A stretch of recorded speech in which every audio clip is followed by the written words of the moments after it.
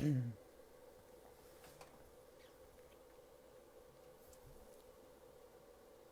everybody, we're just waiting for everyone to kind of get on their computer. We're all in isolation, so I'll be ready to rock and roll it too.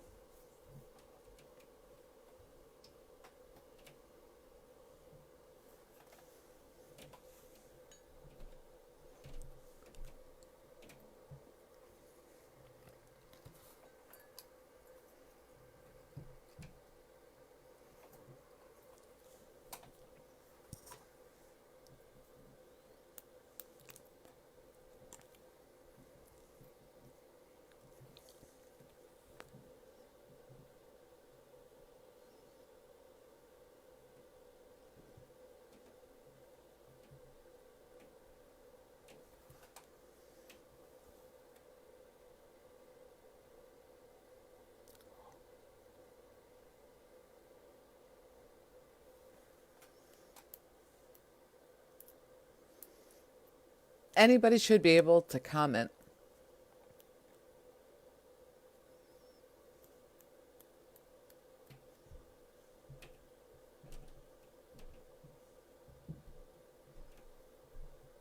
I'm going to wait for everybody to kind of come on.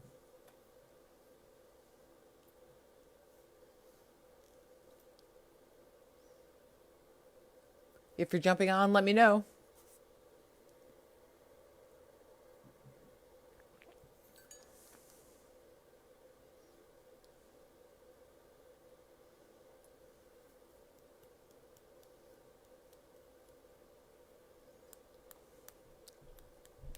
You made it.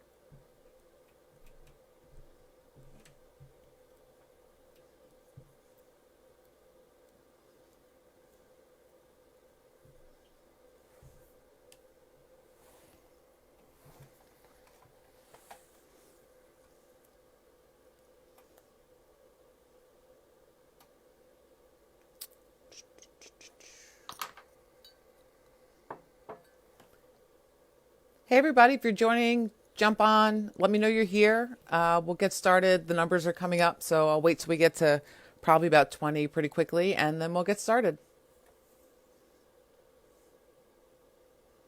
Thanks if you're tuning in. I really appreciate your time. Just kind of a quick session today to kind of go through some issues and things that we're having and ways to cope. So everybody that jumps on, at least we know we're doing good. Hey, CJ.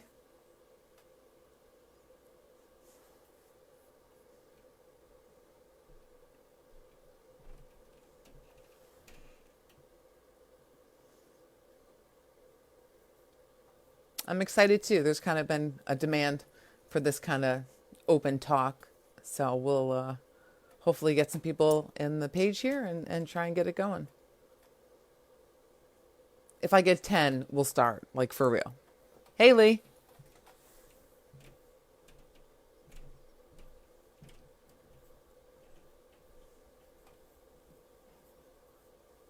We're just waiting for everybody to kind of jump on. This is really awkward. I've never done a live before. And I have crazy quarantine hair. That's really what this is all about.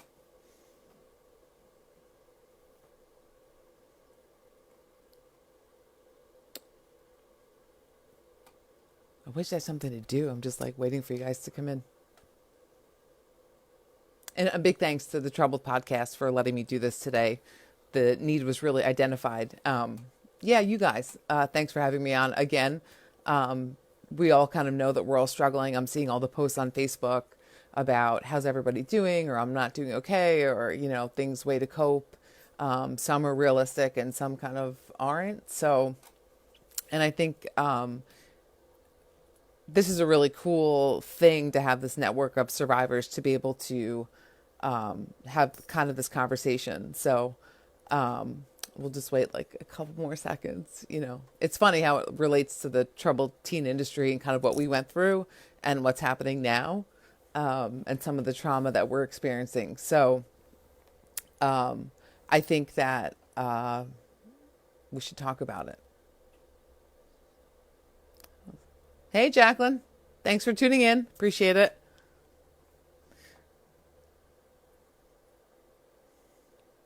Survivors are slow. We're all in isolation. We're all home. We should be getting on this podcast.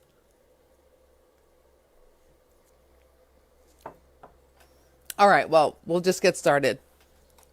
So I think I'll start with my own struggle during this time. I've had a lot of range of feelings of emotion with the COVID-19 that's out there. I think that it's causing a lot of anxiety for me, especially because I go to bed every night not really knowing what to expect tomorrow, which we kind of know is a common theme for the things that we go through and went through. I think that there's so much information coming at us. And for me, it's overwhelming and it's causing me a great deal of anxiety and this feeling of hypervigilance where I'm kind of on guard all the time. I just brace myself. I've watched TV. I've tried to limit TV. I feel like I need more information, but then I get overloaded and then it's kind of all playing into, with social distancing and being home from work and changing my schedule and my routine. Right now at this moment, my youngest son, who's 3, is sick.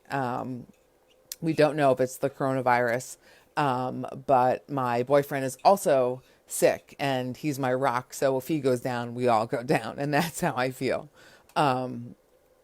So it's putting a little bit of pressure though, too, because for me, I go to him for everything. He's my support system, and the fear that the person that supports me the most or that people around me who support me are going to get sick and die alone, and this panic that I have of abandonment, which is also something as troubled teen survivors we've been through that experience, and it's still with us. In terms of understanding the information that's being presented to us, it's not about real news or fake news. It's just that it's inconsistent news, and depending on where you live and depending on the situation and the numbers of cases where you are, and depending if you're in a rural situation or an urban situation, all of these different factors are going to play into everyone's individual experience while they're going through this with everyone, trying to figure out what direction to go in. We have to sort through all of this information, which is very similar, again, to being in these programs of trying to wrap our brains around, is this real news or is this their news or is this fake news of the way we're being told that the world is or was, or what to be afraid of or not afraid of. So if you really run the parallels, it's eerie. I could go on, and even the term social isolation for us, we're kind of pros at that. I think that we, of all kids, right? And I say to myself, why couldn't this have happened like when I was in my program? Like I would have probably wanted to go home at that point, and be distanced or whatever.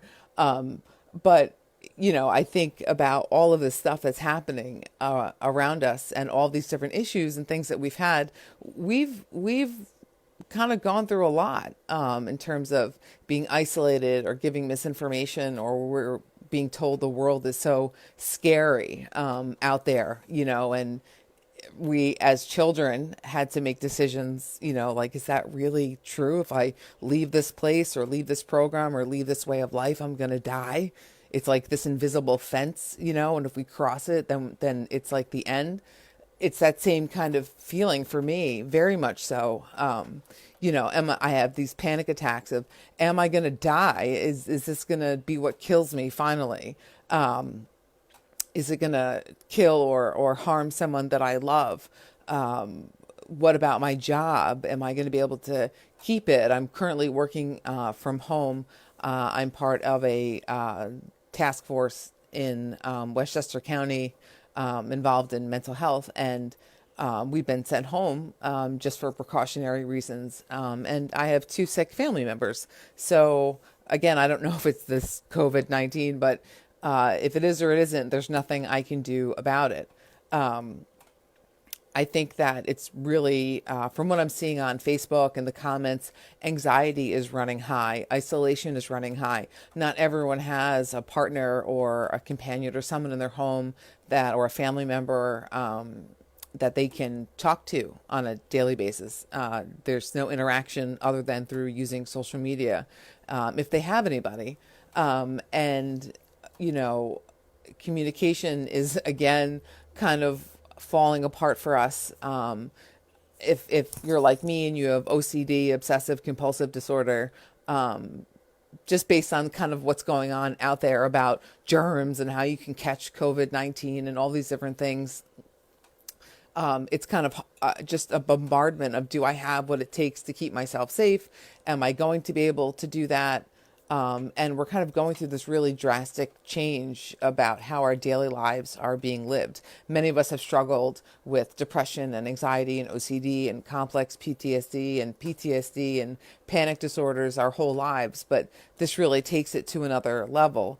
I was talking to one of my friends today, and she was saying how she's so just, she used the word paralyzed. And that's kind of, for many of us, in different aspects, how we might be feeling.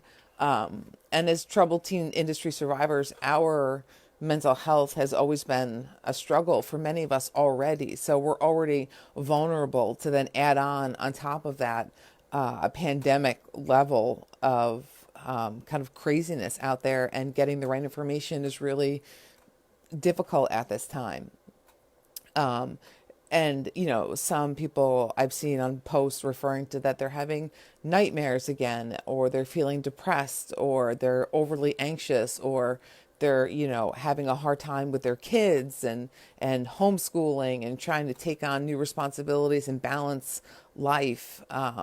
There's going to be difficulty between partners. I work with law enforcement still, and the number of domestic violence calls have gone up since the quarantine, or in different areas have gone on. So there's more of a discord because people aren't always in luxury $5 million homes where they can just take the West Wing. If you live with me, you can choose between 3 floors, you know, and there's not really that far that you can really go.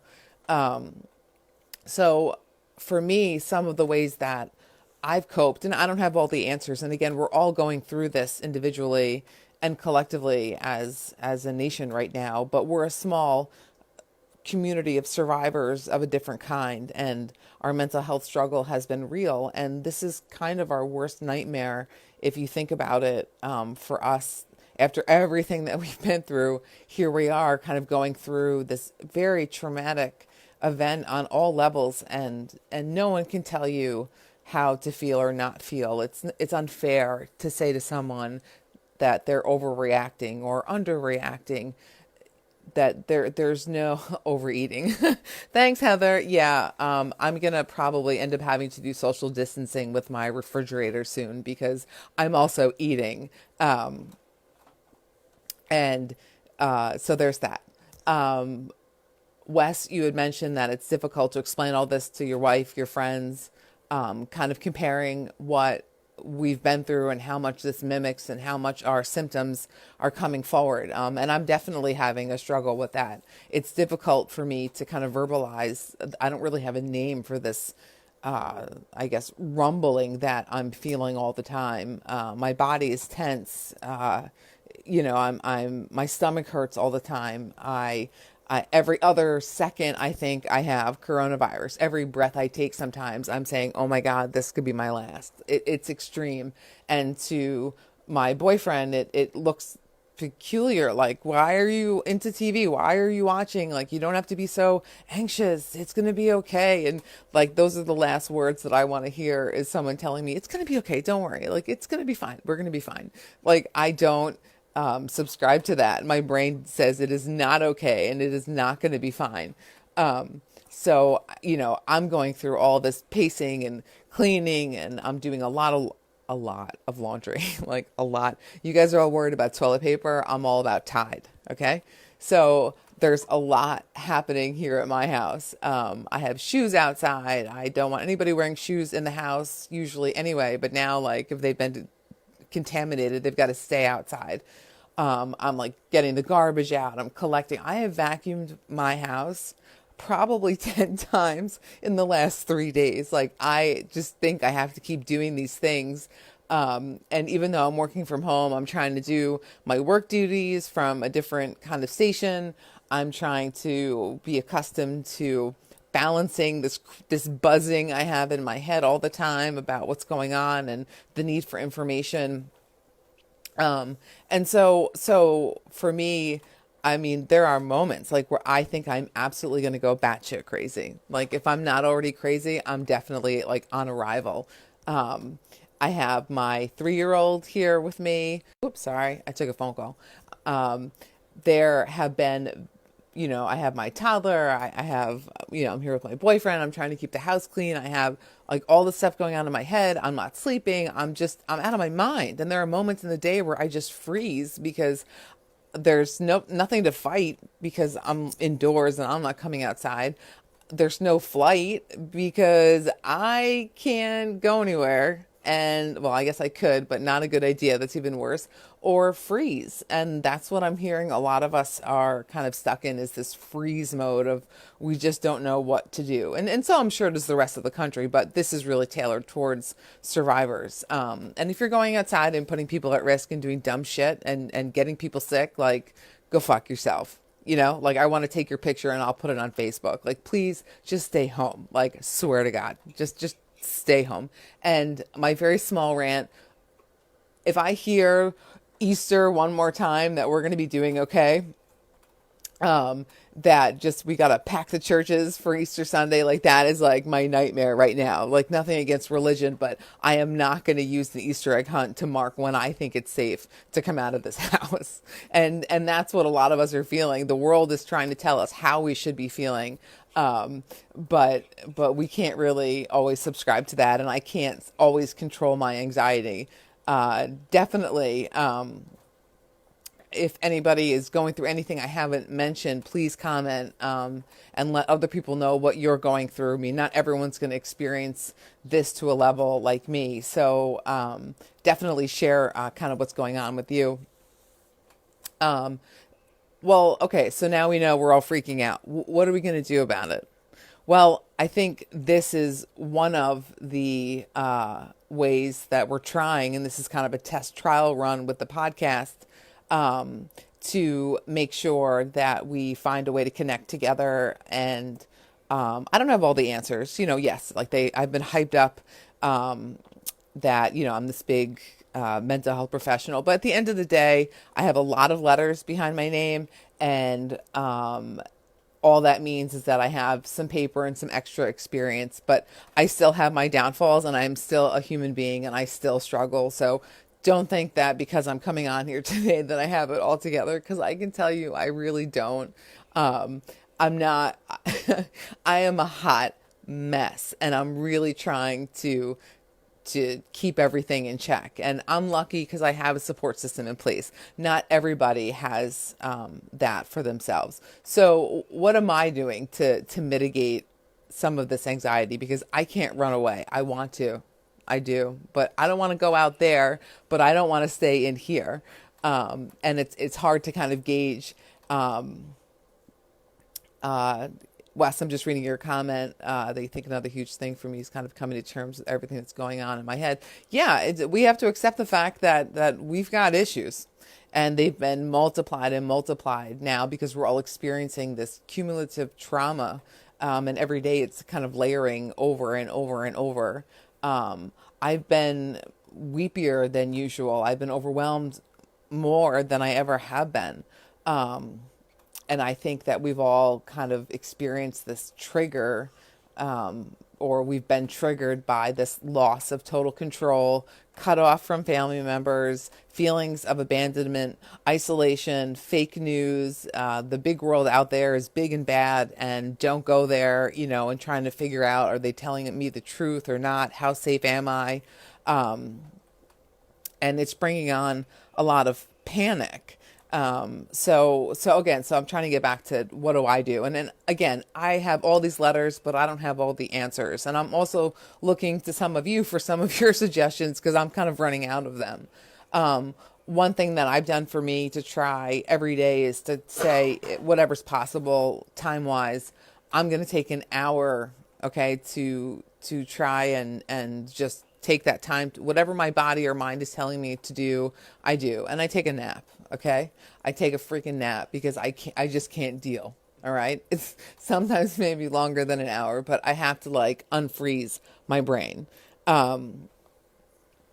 I have arted out and kind of, everyone knows I'm an artist, but I've arted out and tried to do those things. I've tried to find documentaries or things that interest me that are not pandemic related or triggering. I mean, like, let's face it, I'm not watching Handmaid's Tale again right now. Like, this is my Gilead. So I can't, it's like, that's a little too soon for me. But I'm trying to watch some comedies.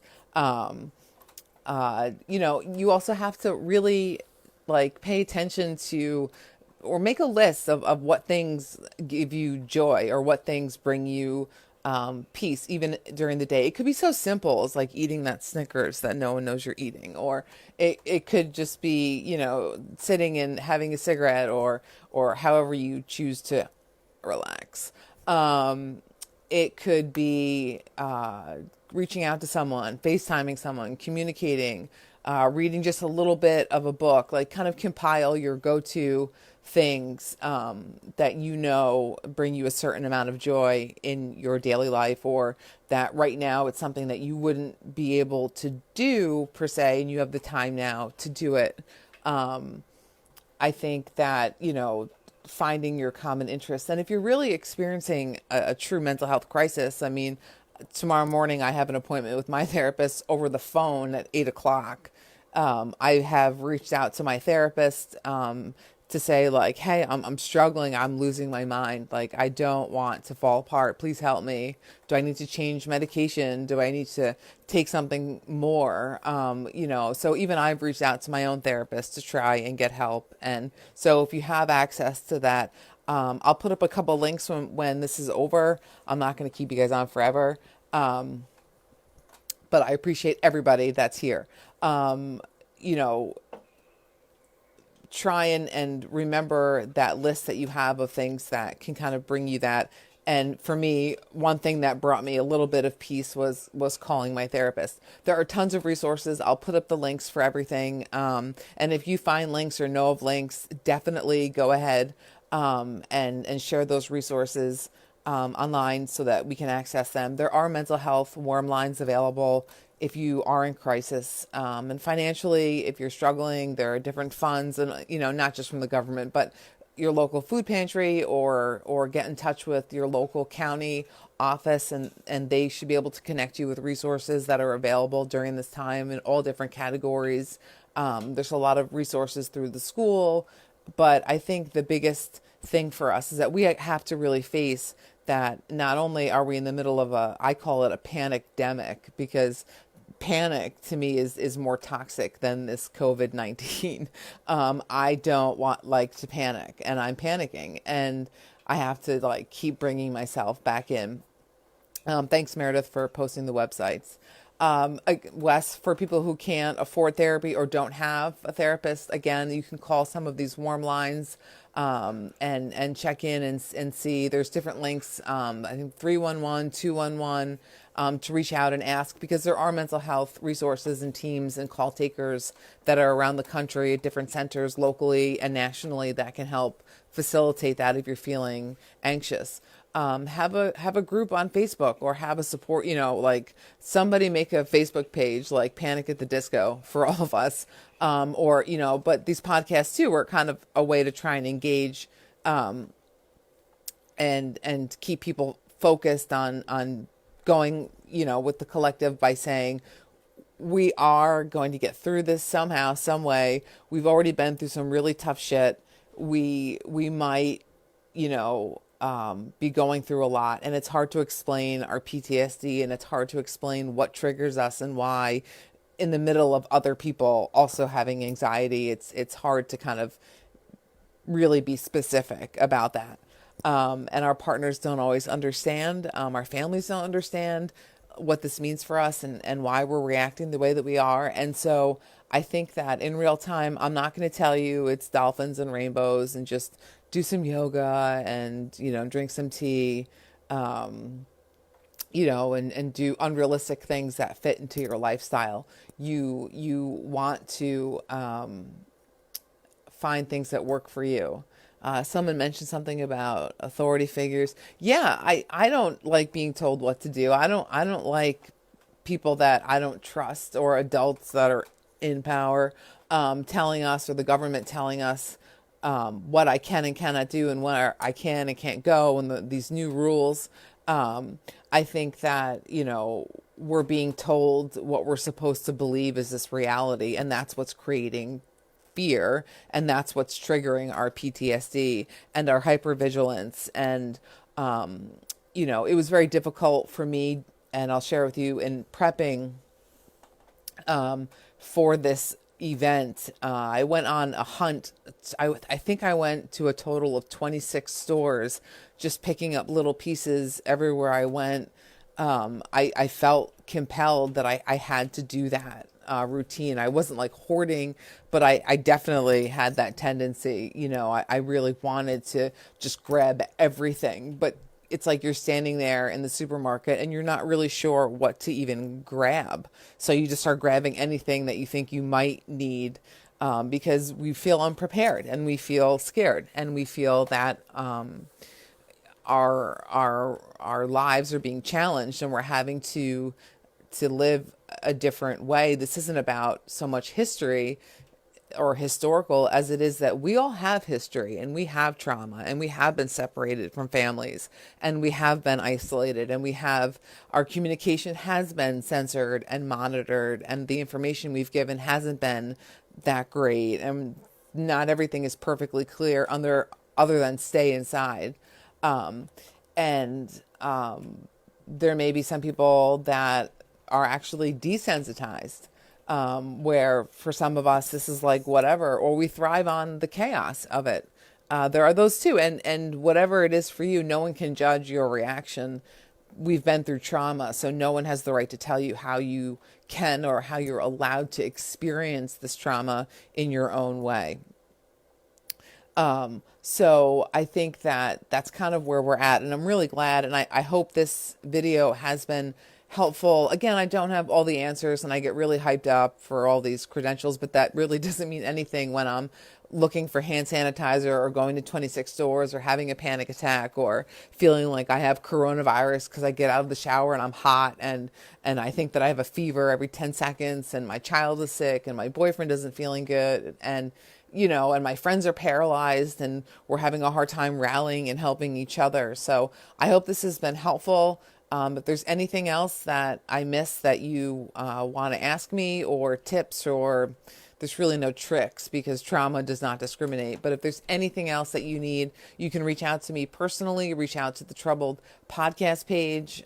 We can stick together. We can get through this. And there is help out there. So if you're struggling, let survivors know or let me know, and we can try and connect you to resources. We're suffering because we've been through trauma. And I just want to say it again, like for the billionth time, no one has the right to tell you how to react to your own trauma and PTSD and symptoms that you're having and that you're going through. No one has the right to tell you that you're too much or too little of anything. We can't help the way that we react, and it's part of who we are.